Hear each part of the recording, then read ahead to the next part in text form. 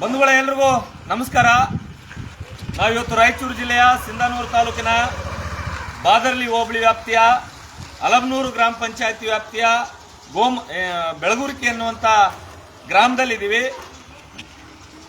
ಈ ಬೆಳಗುರ್ಕಿ ಗ್ರಾಮದಲ್ಲಿ ಯುವಕರಿಗೆ, ಸಾರ್ವಜನಿಕರಿಗೆ, ವಿದ್ಯಾರ್ಥಿಗಳಿಗೆ, ಏನೋ ಬೇರೆ ಬೇರೆ ಉದ್ಯೋಗದ ಸ್ಪರ್ಧಾಕಾಂಕ್ಷಿಗಳಿಗೆ ಅನುಕೂಲ ಆಗಲಿ, ಶಿಕ್ಷಣದ ಮಟ್ಟ, ಶೈಕ್ಷಣಿಕ ಮಟ್ಟ ಹೆಚ್ಚಾಗಲಿ ಅಂತೇಳಿ ಗ್ರಾಮ ಪಂಚಾಯತ್ ವ್ಯಾಪ್ತಿಯಿಂದ ಬೆಳಗುರ್ಕಿ ಗ್ರಾಮದಲ್ಲಿ ಒಂದು ಶಾಖಾ ಗ್ರಂಥಾಲಯವನ್ನು ನಿರ್ಮಾಣ ಮಾಡಿದ್ದಾರೆ. ಈ ಶಾಖಾ ಗ್ರಂಥಾಲಯ ಆಟಕ್ಕುಂಟು ಲೆಕ್ಕಕ್ಕಿಲ್ಲ ಅನ್ನೋ ರೂಪದಲ್ಲಿ ಇವತ್ತು ಬೆಳಗುರ್ಕಿ ಗ್ರಾಮದಲ್ಲಿ ಇದೆ. ಯಾಕೆ ಆಟಕ್ಕುಂಟು ಲೆಕ್ಕಕ್ಕಿಲ್ಲ ಅಂದ್ರೆ, ಇಲ್ಲಿ ಒಂದು ಶಾಖಾ ಗ್ರಂಥಾಲಯಕ್ಕೆ ಸರ್ಕಾರದ ವತಿಯಿಂದ, ಗ್ರಾಮ ಪಂಚಾಯಿತಿಯಿಂದ ಹಾಗೂ ಸಾರ್ವಜನಿಕ ಗ್ರಂಥಾಲಯ ಇಲಾಖೆ ಕಡೆಯಿಂದ ಈ ಪಂಚಾಯಿತಿ ವ್ಯಾಪ್ತಿ ಮೂಲಕ ಶಾಖಾ ಗ್ರಂಥಾಲಯಕ್ಕೆ ಬರಬೇಕಾದಂತ ಯಾವುದೇ ಸರ್ಕಾರದ ಸೇವೆಗಳಾಗಲಿ, ಯಾವುದೇ ಸರ್ಕಾರದ ಸೌಲಭ್ಯಗಳಾಗಲಿ ಇಲ್ಲಿಗೆ ಬರ್ತಾ ಇಲ್ಲ. ಹಾಗಾಗಿ ಇದು ಆಟಕ್ಕುಂಟು ಲೆಕ್ಕಕ್ಕಿಲ್ಲ ಅನ್ನೋ ತರ ರೂಪದಲ್ಲಿ ಮಾತ್ರ ಇದೆ.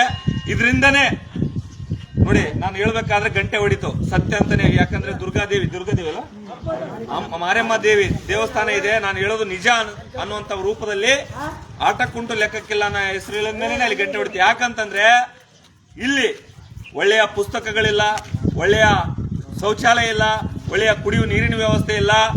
ಹೋಗ್ಲಿ, ಇದನ್ನ ಮೇಂಟೈನ್ ಮಾಡಕ್ಕೆ, ಇದನ್ನ ನಿರ್ವಹಣೆ ಮಾಡಲಿಕ್ಕೆ ಗ್ರಂಥಪಾಲಕರು ಇಲ್ಲ. ಹಾಗಾಗಿ ಇದು ಯಾವುದೇ ವಿದ್ಯಾರ್ಥಿಗಳಿಗೆ, ಸಾರ್ವಜನಿಕರಿಗೆ, ಊರಿನ ಹಿರಿಯರಿಗೆ, ಆಮೇಲೆ ಸ್ಪರ್ಧಾಕಾಂಕ್ಷಿಗಳಿಗೆ ಇದರಿಂದ ಯಾವುದೇ ರೀತಿಯಾದಂತ ಪ್ರಯೋಜನ ಇಲ್ಲ. ಹಾಗಾದ್ರೆ ಹೆಂಗಿದೆ ಶಾಖಾ ಗ್ರಂಥಾಲಯ? ಇಲ್ಲಿನ ವ್ಯವಸ್ಥೆ ಹೆಂಗಿದೆ? ಎಷ್ಟು ಪುಸ್ತಕಗಳಿದಾವೆ, ಎಷ್ಟು ಕೊಠಡಿಗಳಿದಾವೆ, ಎಷ್ಟು ಚೇರ್ಗಳಿದಾವೆ, ಯಾವೆಲ್ಲ ವ್ಯವಸ್ಥೆ ಇದೆ ಅನ್ನೋದನ್ನ ನಿಮಗೆ ಒಂದೊಂದಾಗಿ ತೋರಿಸ್ತಾ ಹೋಗ್ತೀವಿ. ದಯಮಾಡಿ ಒಳಗಡೆ ಬನ್ನಿ. ಇದು ತೋರ್ಸಪ್ಪ. ಶಾಖಾ ಗ್ರಂಥಾಲಯ ಬೆಳಗುರ್ಕಿ, ಕರ್ನಾಟಕ ಸರ್ಕಾರ ಜಿಲ್ಲಾ ಪಂಚಾಯತ್ ರಾಯಚೂರು, ತಾಲೂಕು ಪಂಚಾಯತ್ ಸಿಂಧನೂರು, ಗ್ರಾಮ ಪಂಚಾಯತ್ ಅಲಬ್ನೂರು ಅವರ ವ್ಯಾಪ್ತಿಗೆ, ಸರ್ಕಾರದ ವ್ಯಾಪ್ತಿಗೆ ಒಳಪಡುವಂತ ನಮ್ಮ ಶಾಖಾ ಗ್ರಂಥಾಲಯದ ಸ್ಥಿತಿ ಒಂದೊಂದಾಗಿ ನಿಮಗೆ ತೋರಿಸ್ತಾ ಹೋಗ್ತೀನಿ. ಬನ್ನಿ ಬರಪ್ಪ.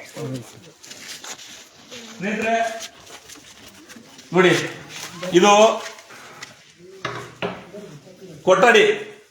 ಮಳೆ ಬಂತಂತಂದ್ರೆ ಸಂಪೂರ್ಣವಾಗಿ ಸೋರುತ್ತೆ. ನೋಡಿ, ಈಗೆಲ್ಲ ಮಳೆ ನೀರು ಬೀಳ್ತಾ ಇದೆ. ಇದೆಲ್ಲ ನಿನ್ನೆ ಮಳೆ ಬಂದ ಕಾರಣಕ್ಕಾಗಿ ನೀರು ಬಿದ್ದು ಎಲ್ಲ ತ್ಯಾವ ಆಗಿದೆ, ಹಸಿ ಆಗಿದೆ. ಆಮೇಲೆ ಟೇಬಲ್ ಮೇಲೆ ಎಲ್ಲ ನೀರು ಬಿದ್ದು, ಆಮೇಲೆ ಇದು ಯಾವಾಗ ಓಪನ್ ಮಾಡಿದ್ರು ಅನ್ನೋದು ಕೂಡ ಗೊತ್ತಿಲ್ಲ.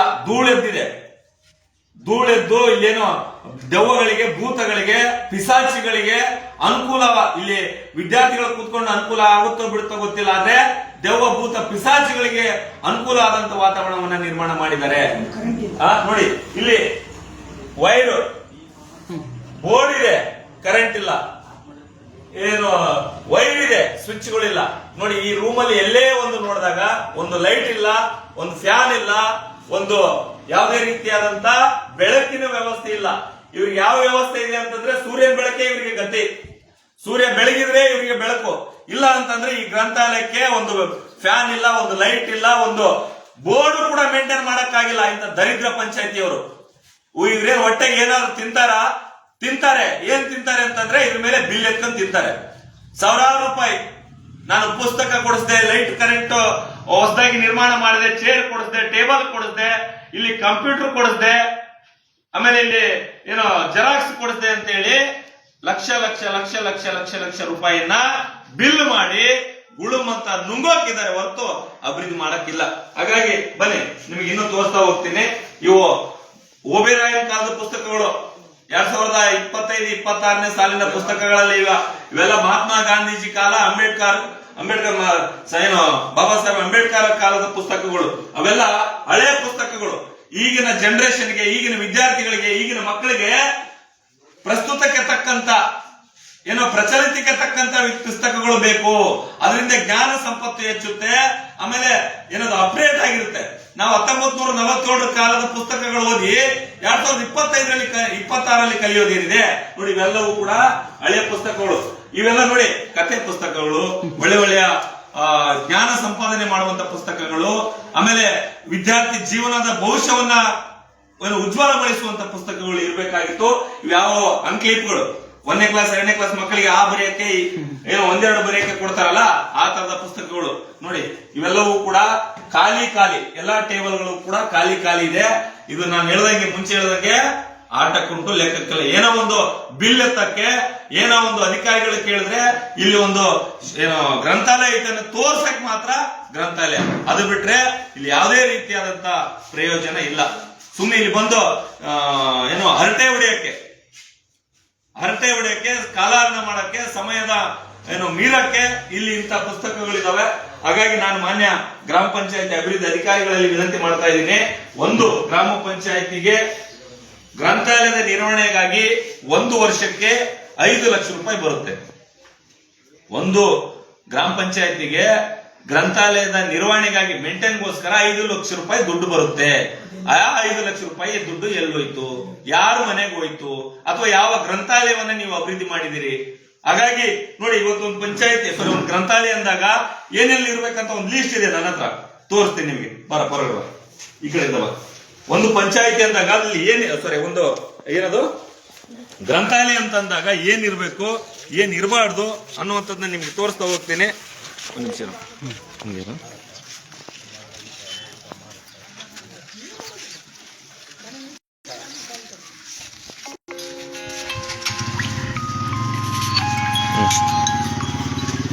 ಒಂದು ಪಂಚಾಯತಿ ಅಂತಂದ್ರೆ ಒಂದು ಗ್ರಂಥಾಲಯ ಅಂತ ಬರೋಣ.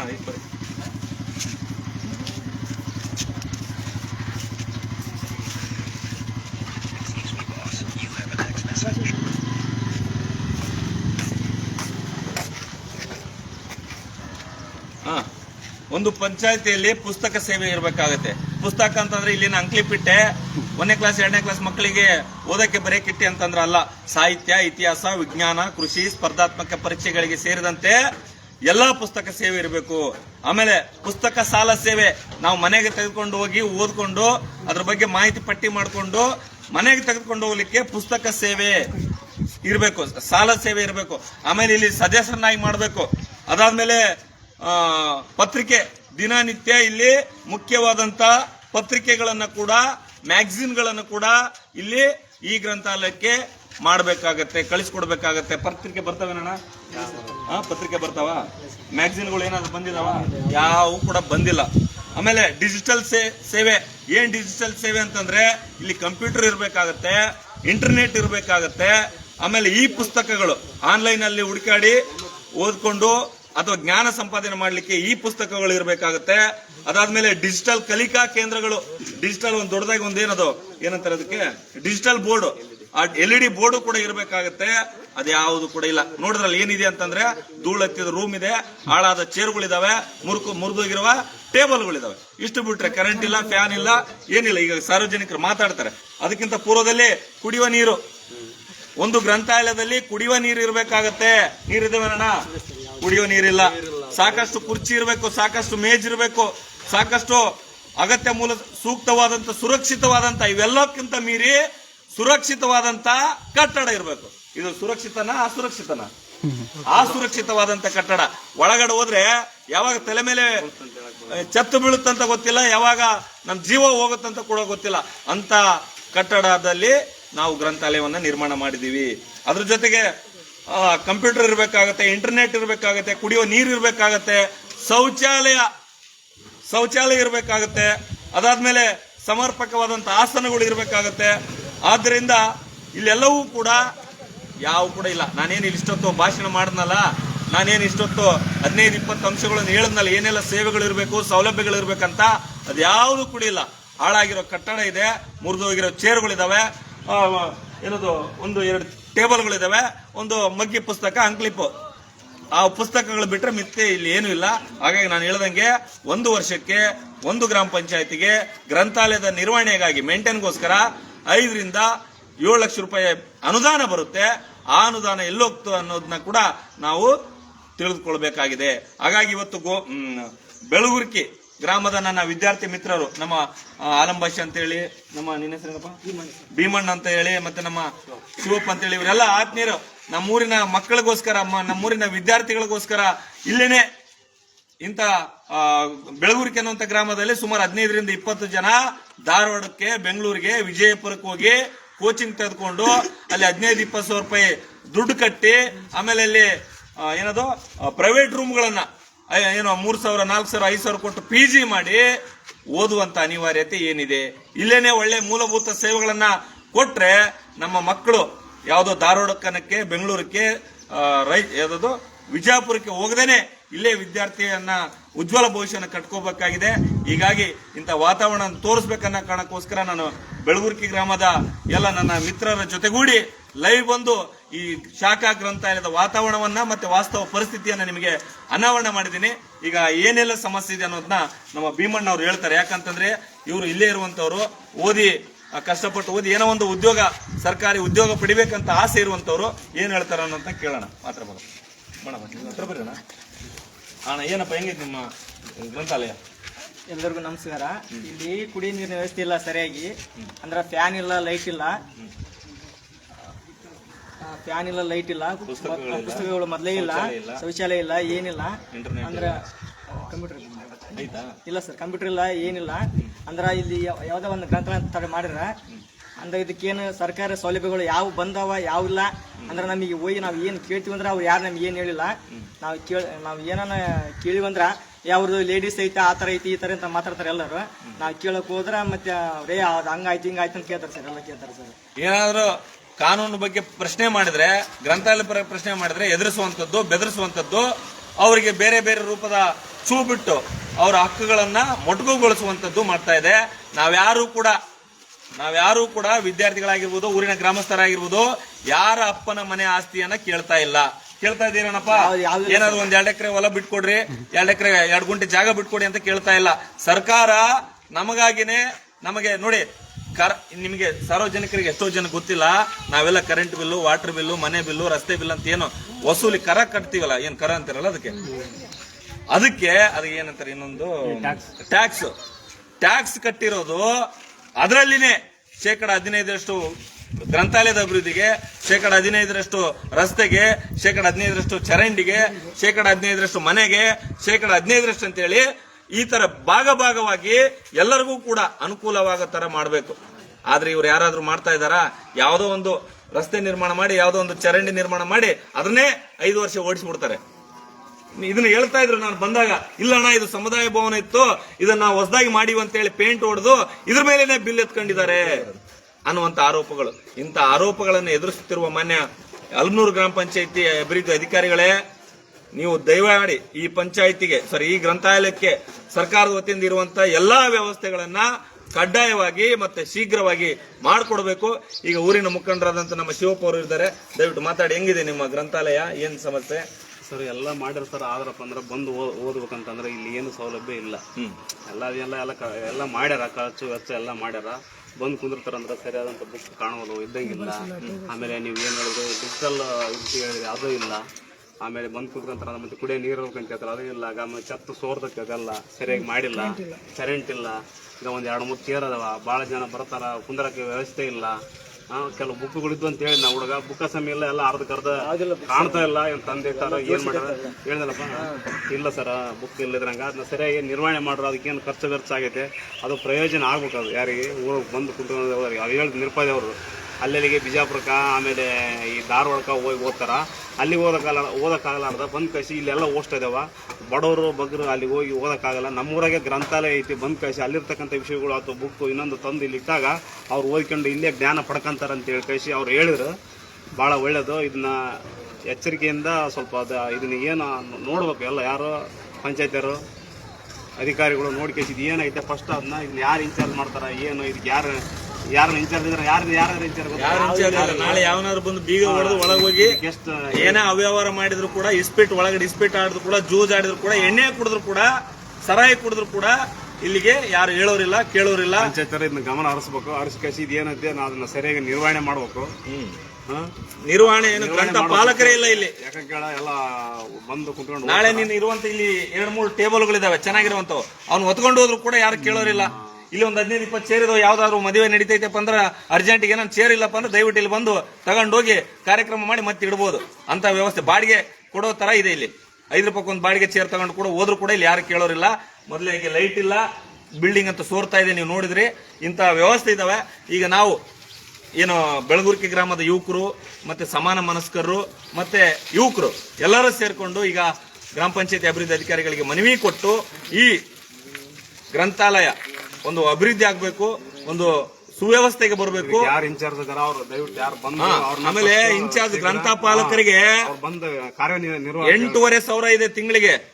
ಯಾರು ತಗೊಂಡ್ ಇಲ್ಲಿ ಮೇಂಟೈನ್ ಮಾಡೋರಿಗೆ ಗ್ರಂಥಪಾಲಕರು ಅಂತೇಳಿ ನೇಮಕ ಮಾಡಿ ಅವ್ರಿಗೆ ತಿಂಗಳ 8,500 ರೂಪಾಯಿ ಕೊಡ್ತಾ ಇದೆ, ಸಂಬಳ ಕೊಡ್ತಾ ಇದೆ. ಅವ್ರು ಎಲ್ಲಿ ಹೋದ್ರು? ಏನ್ ಇದಾರ ಅಥವಾ ಬದುಕಿದಾರ ಅಥವಾ ಸರ್ಕಾರಿ 8,500 ರೂಪಾಯಿ ಸರ್ಕಾರ ಸಂಬಳ ತಗೊಂಡು ಮನೆಯಾಗೆ ಆರಾಮಾಗಿದ್ದಾರ ಅಥವಾ ಅವರು ಒಂದ್ ವೇಳೆ ಕೆಲಸ ಮಾಡ್ತಾ ಇದ್ರೆ ಎಲ್ಲಿ ಕೆಲಸ ಮಾಡ್ತಾ ಇದಾರೆ? ಅವ್ರು ದಿನನಿತ್ಯ ಬಂದು ಇಲ್ಲಿ ಹಾಜರಿ ಹಾಕ್ಬೇಕಾಗತ್ತೆ, ಬಯೋಮೆಟ್ರಿಕ್ ಮಾಡ್ಬೇಕಾಗತ್ತೆ. ಇವೆಲ್ಲವೂ ಕೂಡ ಸರ್ಕಾರ ನಿಯಮಗಳನ್ನ ಗಾಳಿಗೆ ತೂರಿ ಉಲ್ಲಂಘನೆ ಮಾಡಿ ಒಂದು ಏನದು ನಾನು ಮುಂಚೆ ಹೇಳ್ದಂಗೆ ಇದು ಒಂಥರ ದೌದು ಮನೆ, ಬೂತ್ ಬಂಗ್ಲೆ ತರ ನಿರ್ಮಾಣ ಮಾಡಿದ್ದಾರೆ. ಹಾಗಾಗಿ ನಾವು ಬಿಡೋದಿಲ್ಲ. ಈ ಶಾಖಾ ಗ್ರಂಥಾಲಯದ ಅಭಿವೃದ್ಧಿಗಾಗಿ ಈ ಇಂತ 100 ಜನ, ಎಷ್ಟೋ ಮಕ್ಕಳಿದ್ದಾರೆ, ಎಷ್ಟೋ ಯಾರೋ ಬಂದಿಲ್ಲ ಊರಲ್ಲಿ, ನನಗೆ ಯಾಕೆ ಬೇಕು ಬಿಡಪ್ಪ, ನನಗೆ ಮತ್ತೆ ವಿಡಿಯೋದಲ್ಲಿ ಬಂದ್ರೆ ಫೋಟೋದಲ್ಲಿ ಬಂತಂದ್ರೆ ಆಮೇಲೆ ನನಗೆ ತಲೆನೋವು ಮಾಡ್ತಾರೆ. ಆಮೇಲೆ ಚಿಕ್ಕಪ್ಪನ ಕಡೆಯಿಂದ ದೊಡ್ಡಪ್ಪನ ಕಡೆಯಿಂದ ಊರಿನ ಮುಖಂಡರ ಕಡೆಯಿಂದ ಮನೆಗೆ ನಮ್ಮ ಅಪ್ಪಗೆ ಹೇಳಿಸ್ತಾರೆ, ನಮ್ಮ ಅಮ್ಮಗೆ ಹೇಳಿಸ್ತಾರೆ. ಯಾಕೆ? ಯಾವ್ದಾದ್ರು ಹಾಳಾಗೋಗ್ಲಿ, ಬೆಳಗುರ್ಕೆನ ಹಾಳಾಗೋಗ್ಲಿ, ಅಲ್ಬನೂರನ ಹಾಳಾಗೋಗ್ಲಿ, ಸಿಂಧನೂರನ ಹಾಳಾಗೋಗ್ಲಿ, ಯಾವನಾದ್ರು ಹತ್ತಿ ಬಿತ್ತು ಏನದು ಬಳ್ಕೊಂಡು ಹೋಗ್ಲಿ, ನಾವೇನು ನಮ್ಮನೆ ಕಂಪೌಂಡ್ ಚೆನ್ನಾಗಿದೆ, ನಮ್ಮನೆ ಮಕ್ಕಳು ಚೆನ್ನಾಗಿದ್ದಾರೆ, ನಮ್ಮ ಅಣ್ಣ ತಮ್ಮರು ಚೆನ್ನಾಗಿದ್ದಾರೆ, ಪಕ್ಕದ ಮನೆ ಹೆಂಗನಾಲಾಗ್ಲು, ಈ ಸರ್ಕಾರದ ಗ್ರಂಥಾಲಯ ಆಗ್ಲಿ, ಚರಂಡಿ ಆಗ್ಲಿ, ರಸ್ತೆ ಆಗ್ಲಿ, ವಿದ್ಯುತ್ ಆಗ್ಲಿ, ಕುಡಿಯುವ ನೀರಿನ ಟ್ಯಾಂಕ್ ಆಗ್ಲಿ, ಆಮೇಲೆ ಫಿಲ್ಟರ್ ಟ್ಯಾಂಕ್ ಇಲ್ಲೇ ಪಕ್ಕದಲ್ಲಿ ಫಿಲ್ಟರ್ ಚಲೋ ಐತೆ. ಪರವಾಗಿಲ್ಲ, ನಿಮ್ಮೂರಾಗ ಹೆಂಗೋ ಚಲೋ ಐತೆ. ವಾಟರ್ ಮ್ಯಾನ್ ಚೆನ್ನಾಗಿ ಮಾಡ್ತಾರೆ. ಇಂಥವು ಸರ್ಕಾರದ ಮೂಲಭೂತ ಸೌಕರ್ಯಗಳಿವು. ನಾವೆಲ್ಲ ತೆರಿಗೆ ಕಟ್ತೀವಿ. ಒಂದ್ 5 ರೂಪಾಯಿ ವಿಮಲ್ ತಗೊಂಡ ಅಂತಂದ್ರೆ 1.5 ರೂಪಾಯಿ GST ಕಟ್ತೀವಿ. ನಮ್ಗೆ ಗೊತ್ತಿಲ್ಲ. ಒಂದ್ 120 ರೂಪಾಯಿ 200 ರೂಪಾಯಿ ಚಪ್ಪಲಿ ತಗೊಂಡ್ರೆ ಒಂದ್ 20-30 ರೂಪಾಯಿ ಸರ್ಕಾರ GST ಕಟ್ತೀವಿ. ಅದು ನಮ್ಗೆ ಗೊತ್ತಿಲ್ಲ. ಬಿಡು ಮರೆ, ನಂದು ಹೋಗತ್ತಾ? ನಮ್ಮ ಅಪ್ಪನ ಮನೆ ಹೋಗತ್ತಾ? ನಂದೇನು ಹೋಗಲ್ಲ. ನಂದೇನಾದ್ರ 1 ಎಕರೆ ಜೋಳದಾಗ 1-2 ಚೀಲ ಹೋತಪ್ಪ ಅಂದ್ರೆ ಅದು ನಂದು ಹೋದಂಗೆ. ನನ್ನ ಮನೆಯಿಂದ ಯಾವ್ದಾರ ಒಂದು ಫೀಟ್ 2 ಫೀಟ್ ಜಾಗ ಹೋದ್ರೆ ಅದು ಹೋದಂಗೆ. ಸರ್ಕಾರ ಇದು ಹೋದ್ರಪ್ಪ ಅಂದ್ರೆ ಇಲ್ಲಿ ಬಂದು ಏನೋ ಒಂದು ಅನಾಹುತ ಮಾಡಿದ್ರೆ ಅದು ನಮ್ ಸಂಬಂಧ ಇಲ್ಲ ಅನ್ನೋ ತರ ಇವತ್ತು ಜನ ಇದೆ. ನಮ್ಮ ಬೆಳಗುರ್ಕಿ ಮಾತ್ರ ಅಲ್ಲ, ಇಡೀ ಸಿಂಧನೂರಿನ ಜನರು ಕೂಡ ಹಿಂಗೆ ಬಹಳ ಹಿಂದುಳಿದಿದ್ದಾರೆ. ಹಾಗಾಗಿ ಅವ್ರನ್ನ ಜಾಗೃತಿ ಮಾಡುವಂತ ಕೆಲಸ ನಾವು ಮಾಡ್ತೀವಿ. ಈಗ ಇಷ್ಟು ವಿಚಾರ ಈಗ ನಾವು ಗ್ರಾಮ ಪಂಚಾಯತಿ ಅಭಿವೃದ್ಧಿಗೂ ಅಧಿಕಾರಿಗಳಿಗೆ ಮನವಿ ಮಾಡಿ ಈ ಪಂಚಾಯತಿ ಅಭಿವೃದ್ಧಿಗೋಸ್ಕರ ಏನೆಲ್ಲ ಕ್ರಮ ಕೈಗೊಳ್ಳಬೇಕು, ಏನೆಲ್ಲ ಸುಧಾರಣೆ ಅಗತ್ಯ ಸೌಕರ್ಯಗಳನ್ನು ಒದಗಿಸಬೇಕು, ಅವನ್ನ ಒದಗಿಸಬೇಕಂತೇಳಿ ನಾವೆಲ್ಲರೂ ಸೇರಿ ಮನವಿ ಮಾಡ್ತೀವಿ. ಇಷ್ಟೊತ್ತು ಯಾರೆಲ್ಲ ನೋಡಿದಿರಿ, ಇದು ಸಾಮಾಜಿಕ ಕಳಕಳಿಯ ವಿಚಾರಕ್ಕಾಗಿ, ಊರಿನ ಅಭಿವೃದ್ಧಿಗಾಗಿ, ಇಂಥ 100 ವಿದ್ಯಾರ್ಥಿಗಳ ಜೀವನದ ಭವಿಷ್ಯದ ನಿರ್ಮಾಣಕ್ಕಾಗಿ. ಹಾಗಾಗಿ ಅದ್ರ ಜೊತೆಗೆ ನಮ್ಮ ಹಕ್ಕು ಇದು. ನಾನು ಮುಂಚೆ ಕೇಳ್ದಂಗೆ ಯಾರಪ್ಪನ ಮನೆ ಆಸ್ತಿ ಕೇಳಕ್ ಹೋಗ್ತಾ ಇಲ್ಲ. ಇಲ್ಲಿ ಒಂದು ಕಟ್ಟಡ ಮಾಡಿದ್ದಾರೆ, ಅದಕ್ಕೆ ಸಿಗುವಂತ ಸೌಲಭ್ಯಗಳನ್ನ ಕೇಳ್ತಾ ಇದೀವಿ ವಿನಃ ಯಾರ ವೈಯಕ್ತಿಕವಾಗಿ ಯಾರ್ದೇನು ಕೇಳ್ತಾ ಇಲ್ಲ ನಾವು. ಹಾಗಾಗಿ ಮತ್ತೆ ಮಾಡ್ತೀವಿ. ಈಗ ಊರಿನ ಜನರೆಲ್ಲ ಇದ್ದಾರೆ, ಅವ್ರಿಗೆಲ್ಲರಿಗೂ ನಾನು ಇಷ್ಟೊಂದು ಸಹಕಾರ ಕೊಟ್ಟಿದ್ದೀರಿ. ನಿಮ್ಗೆಲ್ರಿಗೂ ಕೂಡ ನಾನು ಧನ್ಯವಾದಗಳನ್ನ ಸಲ್ಲಿಸ್ತಾ ಇದ್ದೀನಿ. ನಿಮ್ಮೆಲ್ಲರ ಸಹಕಾರ ಬೆಂಬಲ ಇದೇ ರೀತಿಯಾಗಿರ್ಲಿ. ಇಂಥ 100 ಬದಲಾವಣೆಗಳನ್ನ ನಾವು ಮಾಡ್ತಾ ಹೋಗೋಣ ಅಂತ ಹೇಳ್ತಾ ಈ ವಿಡಿಯೋನ ಇಲ್ಲಿಗೆ ಮುಗಿಸ್ತಾ ಇದ್ದೀನಿ. ಯಾರು ಮಾತಾಡ್ತೀರಾ? ಅಣ್ಣ ಇಲ್ಲಿ ಹೋದ. ಧನ್ಯವಾದಗಳು. ಇಲ್ಲಿಗೆ ಮುಗಿಸ್ತಾ ಇದೀವಿ. ನಮಸ್ಕಾರ. ಎಲ್ಲ ಮಾಡಿ